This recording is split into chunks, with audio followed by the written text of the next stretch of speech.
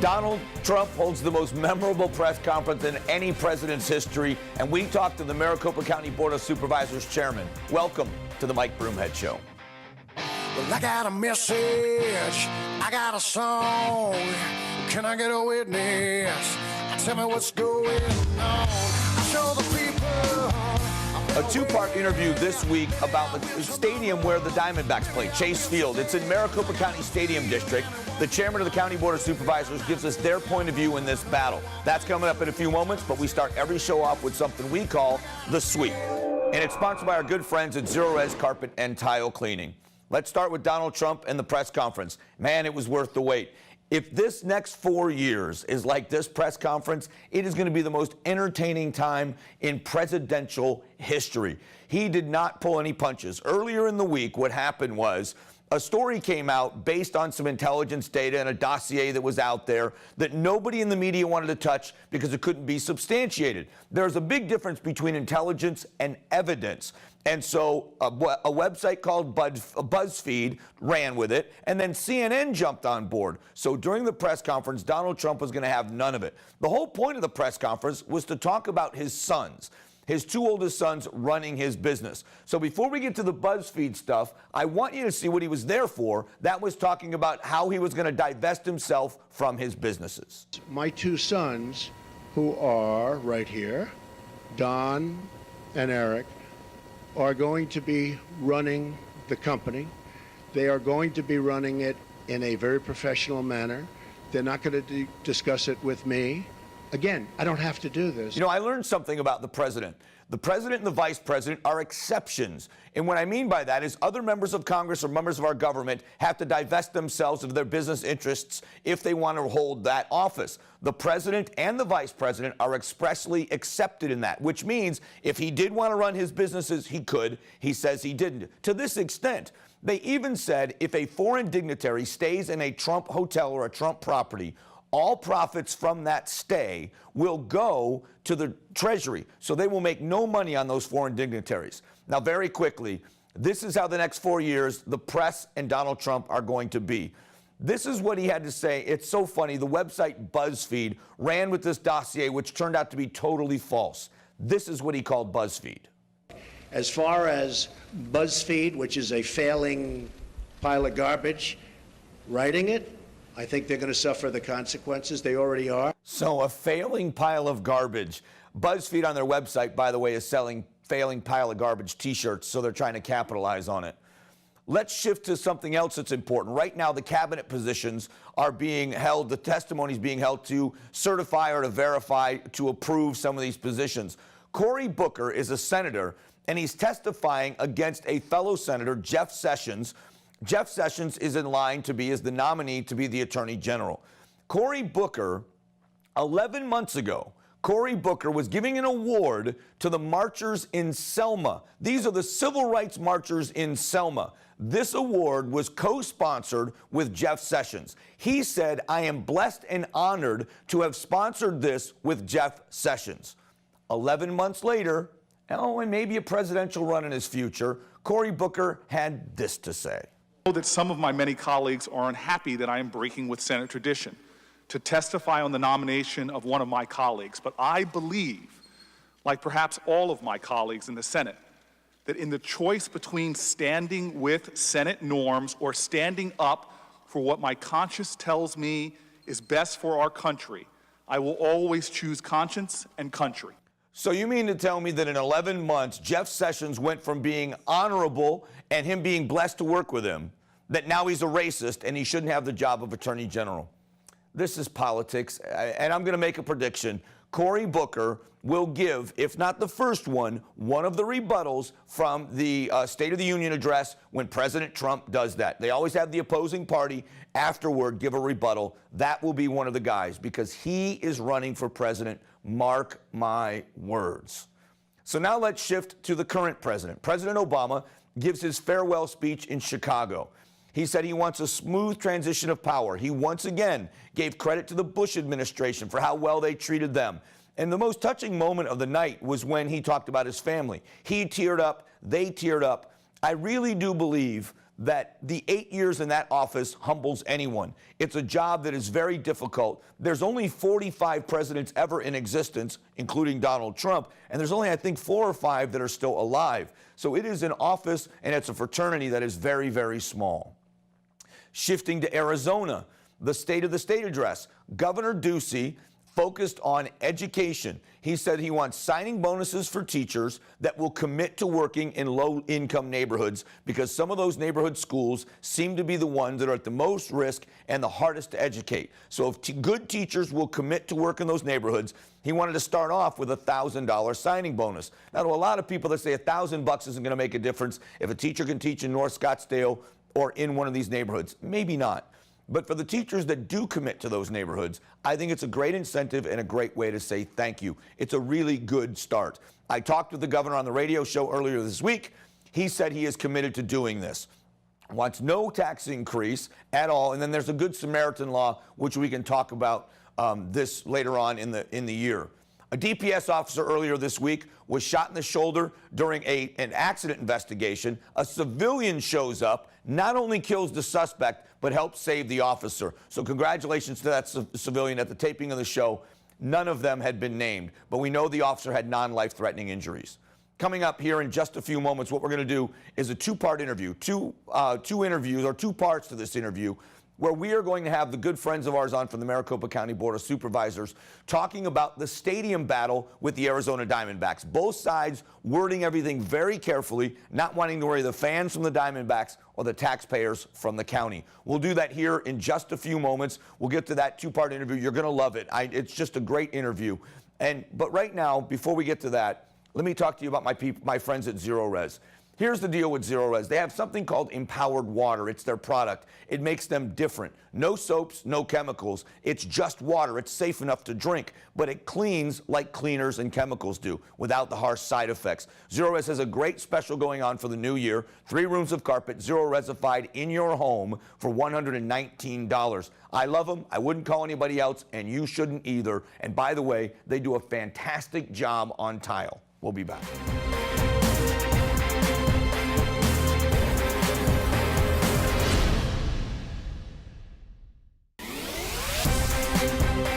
You know, on a big scale, there's always an argument about taxpayer-funded or backed stadiums in any city in America, and nothing different about Arizona. Maricopa County and the County Board of Supervisors and the Arizona Diamondbacks kind of at odds with each other. So joining us is the chairman of the County Board of Supervisors, Denny Barney, and appreciate you doing this. You bet. Happy to be here. Thanks for the invitation. Tell me, from the county's point of view, how did this battle start, and what's your position on what's happening?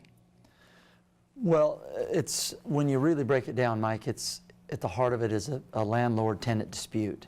There's a difference of opinion on who should be handling certain expenses associated with the ongoing maintenance and operation of the stadium. And so it's a conversation that's been going on for quite a long time. You know, obviously the D-backs felt like we were at an impasse, and so as you certainly know, and many are aware, a lawsuit has been filed against the stadium district, and because the Board of Supervisors operates as the Board of Directors for the stadium district, we're doing everything that we can to figure out how to kind of move this thing forward in a productive way that will ultimately keep the Diamondbacks playing in Chase Field. The Diamondbacks worded their press release about this lawsuit very carefully, letting the taxpayers know they're not seeking financial damages from anyone. They're looking for more flexibility and trying to find a new home. What's the likelihood that they're going to look someplace else to play baseball? You know, I can't speak for the Diamondbacks, obviously, but in reality, the Diamondbacks need to be in Chase Field. We want them in Chase Field, and we think they want to play baseball in Chase Field. The question is, how do we kind of get over this impasse of expectations and obligations that are embedded in very deep and robust contracts? And so, frankly, we just need to get together and talk about it. I know it's been going on for a long time. There's been a lot of heated opinions and personalities and perspectives, but ultimately what's in the best interest of the taxpayers and the D-backs, I believe, is to keep them in Chase Field. Is it as simple as they believe that under your responsibilities for maintenance and repairs are some things that you say that's not maintenance and repairs, those are improvements that are your job? Is it really that simple? If you want to boil it down, I think it really is that simple. There was a facility assessment that was done that said there's $185 million of repairs and maintenance and capital improvements that up to that amount that could be put into the stadium over the remaining life cycle of the original contract. The Stadium District believes that around $35 million of that are the responsibility of the Stadium District, that the balance of those are either maintenance responsibilities of the Diamondbacks as a tenant. They're either fan experiences or changes to the facility that would really be the obligation of the D-backs. But again, I think it's important to suggest that we're not trying to get rid of the D-backs, and we don't think the D-backs want to leave. We've got a disagreement. It's not comfortable. We don't like it. We've got to figure out what's in the best interest of the taxpayers. But I would say this, that the D-backs have been a great addition to downtown Phoenix, to the county, to the state. The economic impact, I think, is well established. They're a great asset to the community. How do we get out of our own way, if you will, and figure out a solution to keep them there? Well, also in all of this are the political opinions about taxpayers being involved in this in the first place, which is something we cover on the radio show a lot. I have no issue with taxpayer-backed stadiums. I see them like we see libraries, or it adds to the community, and that, or parks, that it adds to our community and adds to the quality of life that we have. But when you start talking about profit and loss of very wealthy businesses and people and players, taxpayers are a little bit leery about paying for those things. So how much of this do the taxpayers need to know? Is this going to cost them extra money if you were to lose in this lawsuit? The answer is no. The Stadium District was authorized by the legislature to levy a one-time tax of $238 million. That was done. That money was put into the facility, in addition to significant resources that the Diamondbacks put into the facility, well over $100 million initially to bring that Major League Baseball facility online. So there's not additional exposure to the taxpayers. In fact, the money that we spend in responding to the lawsuit that's been filed actually just reduces the resources that the Stadium District has to put into kind of maintenance and repairs, if you will, into the facility. But there's not exposure to the taxpayers at this point. Again, the real issue is, what do we do to protect that original investment of the taxpayers of $238 million, and at the same time find a way to keep the Diamondbacks playing in Chase Field. So we'll talk about that in just a moment. We'll take a quick break. When we come back, it's some of those specific issues that the Diamondbacks want to get settled, and is there a chance for some mediation to get this thing settled so they're playing baseball and you're happy about it and everyone's happy. We'll be back here in just a minute.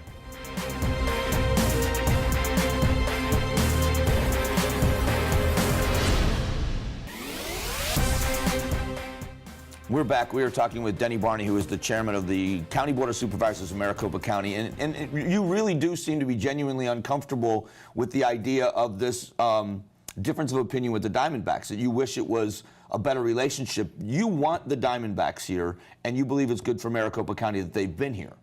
I'm a season ticket holder. I'm a lifelong resident of Maricopa County. I want the Diamondbacks to succeed because that's good for our community. You know, we can talk about the $238 million that was invested.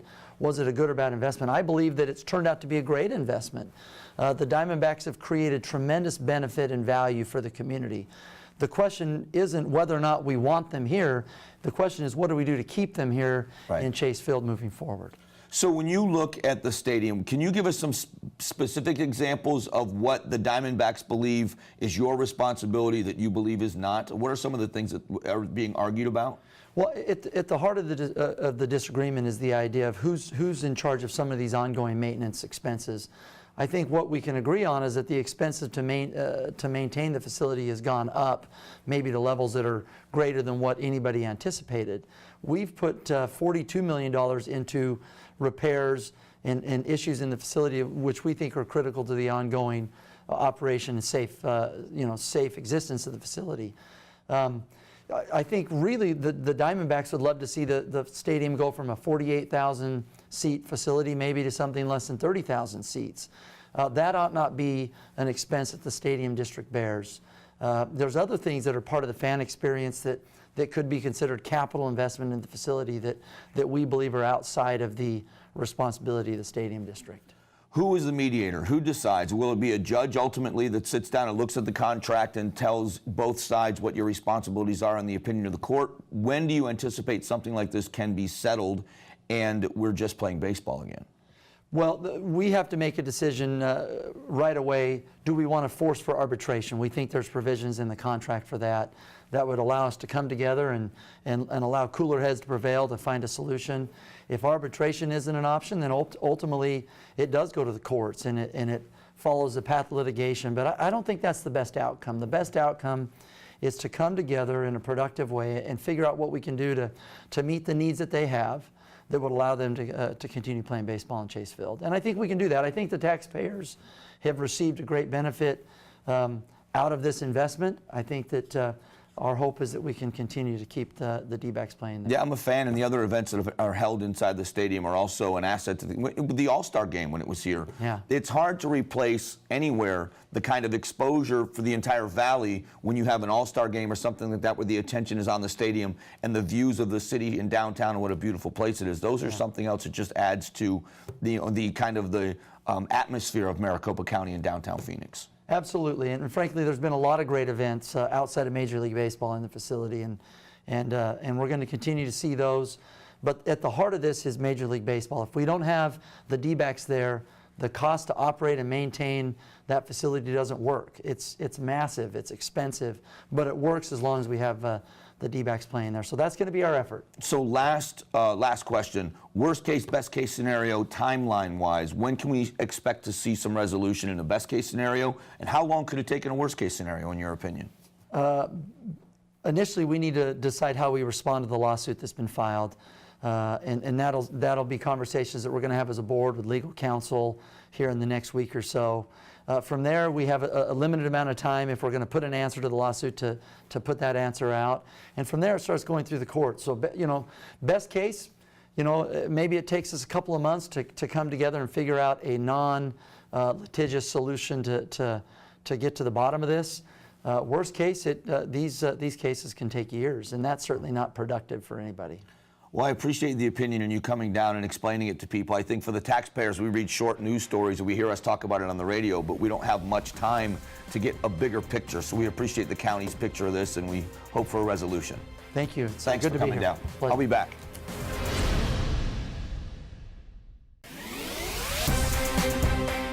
Welcome back. It's time for one of my favorite parts of the show. We call it From Arizona for America. It's our way to congratulate and thank the fine Arizona men and women who have recently graduated from boot camp and are now serving in our country's military. So please join me in honoring Airman Jacob Daly from Desert Ridge High School in Mesa, Airman Tyler Fike from Valley Vista High School in Surprise, and Airman Griffin Counts, also from Valley Vista High School in Surprise. For a list of more of our friends and neighbors that are from Arizona for America, you can go to the Mike Broomhead Show fan page at aztv.com. We'll be back in a minute with Broomhead's Best and hashtag this. Don't go away.